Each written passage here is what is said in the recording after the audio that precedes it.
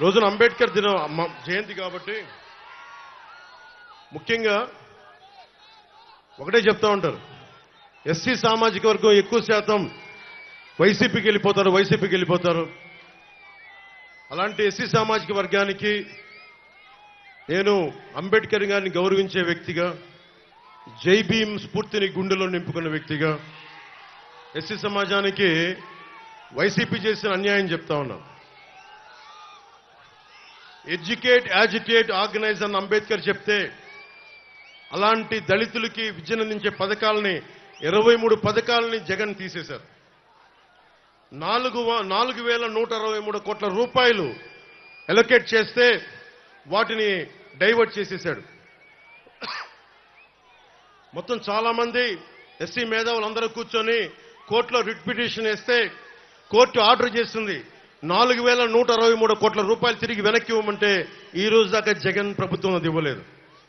అలాగే ఏ feudalistic, imperialistic ప్రభుత్వాన్ని, అధికారుల్ని, యంత్రాంగాన్ని, రాజకీయ నాయకుల్ని కాదని అంబేద్కర్ గారు చేశారు, దానికి తూట్లు పొడుస్తూ ఉన్నాడు జగన్.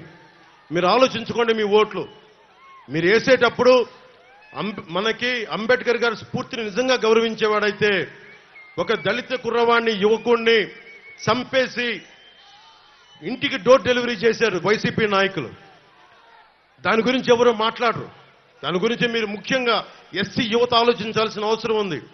మీరు ఓటేసేటప్పుడు మీరు జనసేన కానీ, టీడీపీ కానీ, భారతీయ జనతా ఎవ్వరికి ఓటేసినా మీరు ఆలోచించి ఓటేయండి. కేవలం మాకు వీళ్ళు ఇష్టం లేదు కాబట్టి గుడ్డిగా ఓటేస్తే ప్రజాస్వామ్యాన్ని మీరే పాడు చేసుకున్న వాళ్ళు అవుతారు. ఎందుకంటే నేను ఎప్పుడు కూడా మిమ్మల్ని గుండెల్లో పెట్టుకుని ఆదరించేవాడిని. దయచేసి ఒకసారి మీరు ఆలోచించి, ముఖ్యంగా ఎస్సీ పెద్దలకి, ఎస్సీ యువతకు కూడా నా విజ్ఞాపన, అంబేద్కర్ విదేశీ విద్యా విధానం కింద 23 పథకాలు తీసేశారు.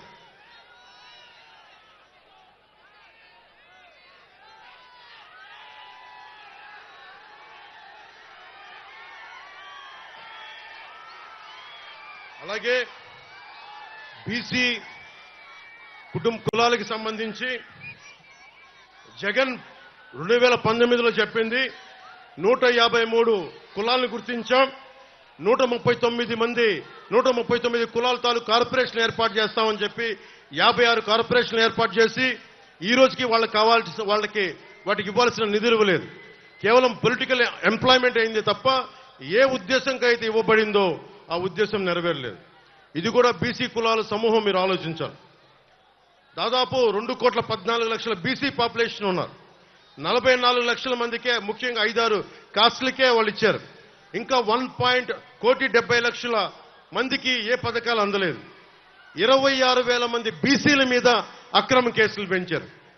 మన బాపట్ల నియోజకవర్గంలోనే చాలా కదిలించే సంఘటన, 15 ఏళ్ల అమర్నాథ్ని వాళ్ళ 17 ఏళ్ల అక్క ఏడిపిస్తా ఉంటే రోడ్డు ఎదిరించాడని చెప్పి చెరుకు తోటలో తీసుకెళ్లి మనకి పెట్రోల్ వేసి కాల్ చేశారు. ఈ రోజున జగన్ రాయి పడింది, జగన్కి గాయమైతే రాష్ట్రానికి గాయమైందని మాట్లాడుతూ ఉన్నారు. 15 ఏళ్ల అమర్నాథ్ అడ్డంగా కాల్ చేస్తే 15 ఏళ్ల అమర్నాథ్ నిర్దాక్షిణ్యమైన పసిబిడ్డ చెరుకు తోటలో తీసుకెళ్లి కాల్ చేస్తే రాష్ట్రానికి గాయం అవ్వాలా? 30,000 మంది ఆడపిల్లలు అదృష్టమైతే రాష్ట్రానికి గాయం అవ్వాలా? గాయమైందట, గాయం.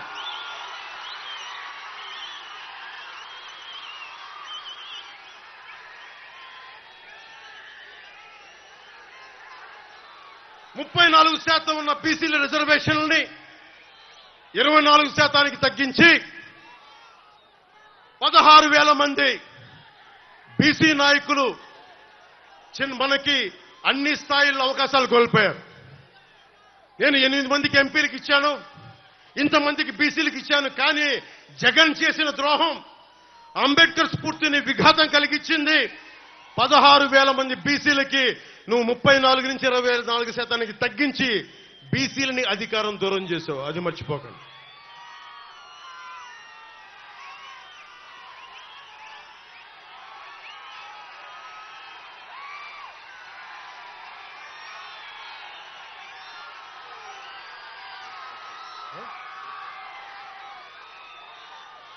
పొద్దున్న చూస్తా ఉన్నా, నిన్న వైఎస్ జగన్కి రాళ్ళు ఇసిరారంటే ఎవరు?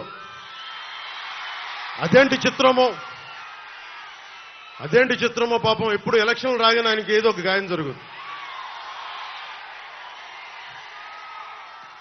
కరెక్ట్గా ఎలక్షన్ల ముందే ఎవరో ఒకరు చచ్చిపోవడం లేదా చంపేయడం, అంత హై సెక్యూరిటీ సిఐఎస్ఎఫ్ ఉన్న వైజాగ్ ఎయిర్పోర్ట్లో 2019కి కోడి కత్తితో గాయం చేశారంట అక్కడ. సరే, మనందరం ఏం చేశాం? జనం కూడా ఏంటి కదా, మన తిలక్ గారు చెప్పినట్టుగా, దేవరకొండ బాలగంగాధర్ తిలక్ చెప్పినట్టుగా,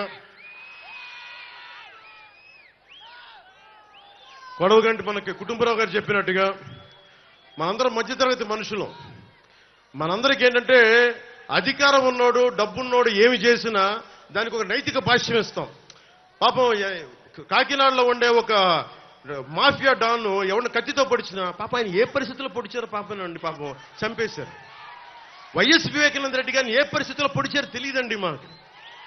30,000 మంది ఆడపిల్లలు అదృష్టమయ్యారని పాపం జగన్ గారు ఏం చేస్తారండి పాపం. ఇది సగటు మధ్య తరగతి మనం చేసే తప్పు. ఇది మన హక్కులను మనం తెలుసుకోవట్లేదు. జగన్కి గాయం అయితే రాష్ట్రానికి అయ్యా గాయం. మీ జెడ్ కేటగిరీ సెక్యూరిటీ ఏం చేస్తుందా? మీ జెడ్ కేటగిరీ సెక్యూరిటీ చూసుకోరా మీరు? మరి చంద్రబాబు గారి మీద రాళ్లు కొట్టించినప్పుడు రాళ్ల వర్షమే కురిపించారా మీరు? అప్పుడు ఏమైపోయినాయి? అప్పుడు రాష్ట్రానికి గాయం జరగలేదా? అంటే మీ మీద ఇంత గులకరాయి పడితేనే గాయం అయిపోయినట్టు.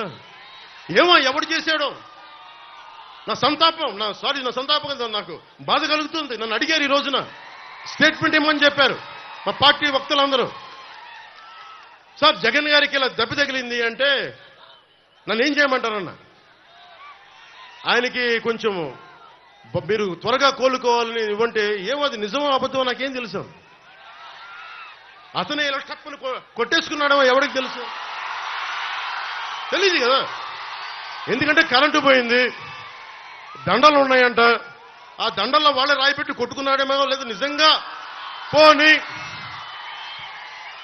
ఒకసారి నాన్న పులి కథలాగా ఒకసారి చెప్తే బాగుంటుంది. ప్రతిసారి ఎలక్షన్ రాగానే జరిగితే నిజంగా పులి వచ్చిన నాన్న పులి కథలాగా అది అబద్ధం అనుకుంటాం. సరే, నిజంగా మీ మీద రాయి చూడండి, మీరు పట్టుకోండి. ఎదురుగా పొడిచిన వ్యక్తినే ఈ రోజు వరకు మీరు పట్టుకోలేదు. జైలు నుంచి అతను బెయిల్ ఇప్పించారు 5 సంవత్సరాల తర్వాత. కోడికత్తి వ్యక్తినే. ఈ సెంటిమెంట్ డ్రామాలు దయచేసి ఆపండి. ఈ నాటకాలు భరించలేకపోతున్నాం. నేను వచ్చేటప్పుడు నా మీద పోలిన రాళ్లు పడతా ఉంటాయి. మనకి పీఆర్పీ టైంలో నేను ఖమ్మం వెళ్తా ఉంటే నా మీద రాళ్ల వర్షం. మా వాళ్ళందరికీ మోకాళ్ళు ఇరిగిపోయినాయి, నాకు ఈపుల మీద రాళ్లు పడ్డాయి. ఆ రోజున చెప్పుకోవడానికి మీడియా కూడా లేదు. మొత్తం కరెంట్ ఆపేశారు రాజశేఖర రెడ్డి గారి ప్రభుత్వం. మరి దెబ్బలు తిని మేము వచ్చాం.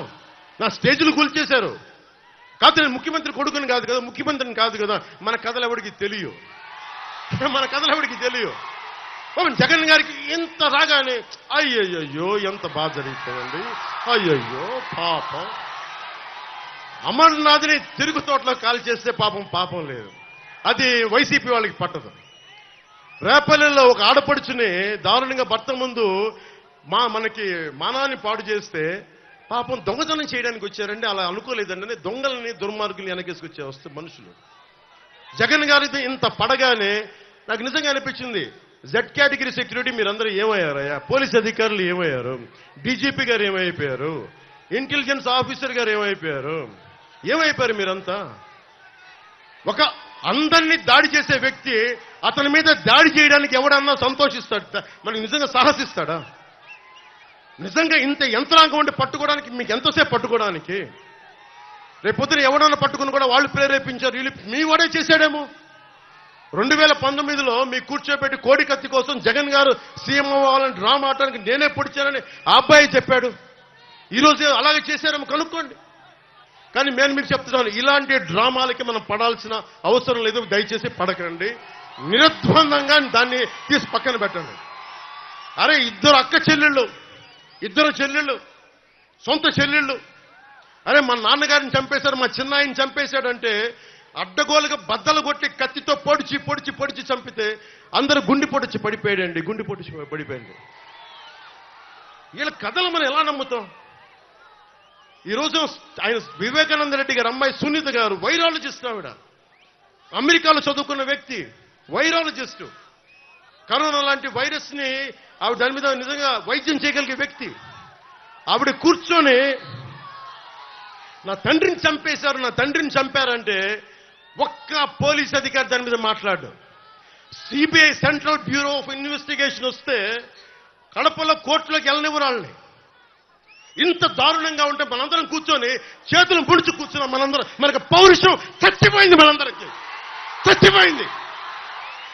ఎందుకు నేను వ్యతిరేక ఓటును చీలద్దు చీలద్దు చీలద్దు ఎందుకంటానంటే ప్రజాస్వామ్యాన్ని కూలి చేసేవాడు ఒకడు కూర్చొని మనందరినీ పొడుస్తా చంపుతా దోపిడీ చేస్తా ఉంటే ఎంతకాలం భరిస్తాం? ఎంతకాలం?